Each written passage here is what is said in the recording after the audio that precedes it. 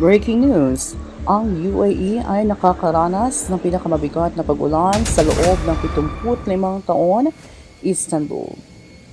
Nakita ng United Arab Emirates ang pinakamabigat na pag-ulan sa nakalipas na 75 taon ngayong linggo, ayon sa serbisyo ng panahon ng Estado. Ang UAE ay nakaranas ng pinakamabigat na pag-ulan sa talaan sa nakalipas na 24 oras. Lumampas sa anumang naitalang bagay mula nang simula ng pagkolekta ng data noong 1949. Sinabi ng National Center of Meteorology sa isang pahayag noong Miyerkules, ayon sa State News Agency WAM. Ang pag-ulan na bumagsak sa bansa sa nakaraang 24 oras ay isang kakaibang pangyayari sa kasaysayan ng klima ng UAE mula nang simulan ang pag-record ng klima, sabi ng sentro.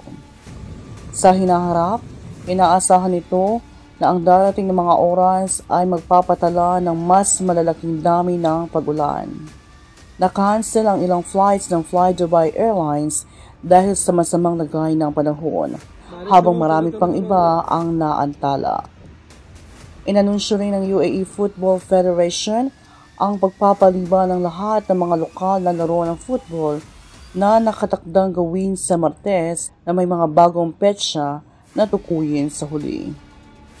Hinimok ng National Committee for Emergency Management ng UAE ang mga residente na manatili sa bahay at sundin ang mga alituntunin sa kaligtasan at umalis lamang ng bahay sa mga kaso ng labis na pangangailangan.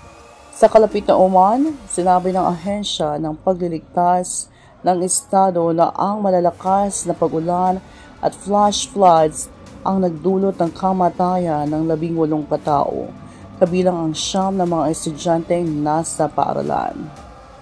Nakikiisa ang mga otoridad ng Oman sa mga pagsisikap sa pagliligtas na may mga paaralang sarado sa 6 na mga gobernador, kabilang ang Muscat, dahil sa mapanghanib ng mga kondisyon sa panahon.